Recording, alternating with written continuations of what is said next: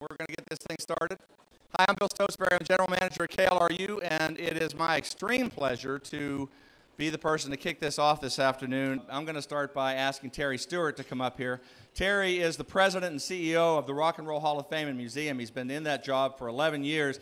He's a man who approaches that job with a great deal of passion and seriousness. He's one of the nation's leading record collectors. And so if you guys want to talk about some obscure vinyl, you go talk to Terry, and Terry can help you figure it out. I want to take a moment as I ask him to come up on stage and take over the mic to say thank you to you and to the Rock and Roll Hall of Fame for the incredible championship and advocacy of this program and for honoring the program in this way, because it is truly one of the proudest moments we could have. Terry? This is our 10th landmark.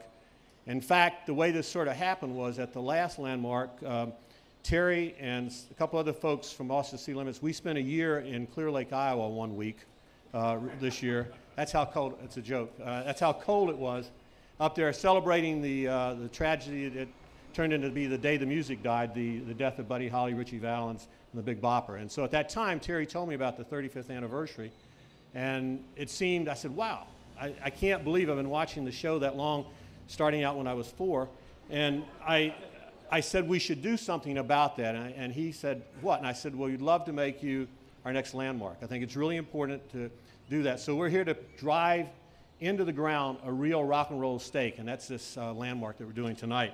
And our mission is to preserve and celebrate and educate the world about the import of this art form we call rock and roll. And that's an art form that's a very broad tent. It's, as I often say, it's not a skinny white kid with a guitar. That's one little piece of it, okay? The term goes back to 1923 in recordings. It's used extensively all through the 20s and 30s and 40s. You know, Elvis, Bill Haley, Chuck Berry, they weren't latecomers, but they weren't the first people at the party, were they, Ray?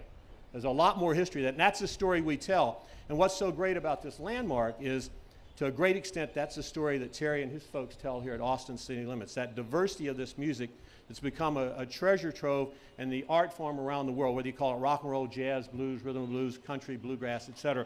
And so it made perfect sense to come down here and put this landmark up. It also is kind of interesting that during the 35 years, there have been 31 inductees of the Hall of Fame appearing on this show, and that's truly remarkable. I think that's all we need to do. I think we ought to make this official and unveil this sucker. And I'd like, if I could get Rod and, yeah, Ray, come on up, and Terry and Bill, where are you? If you come back up, and let's pull this off and see what it looks like. And no drum roll. And you really need it. Here it goes. Ready? In the mic, please. All right, ready? Go.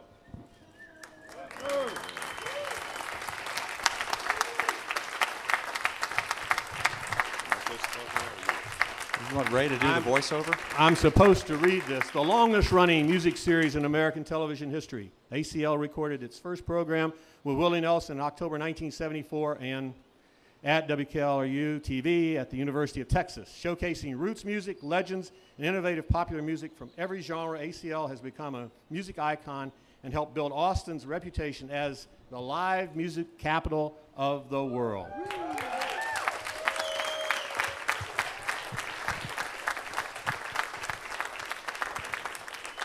That's incredible. And I do want to say that when the Rock and Roll Hall of Fame originally wanted to do this, they wanted to put this on Willie Nelson, but he wouldn't go for it.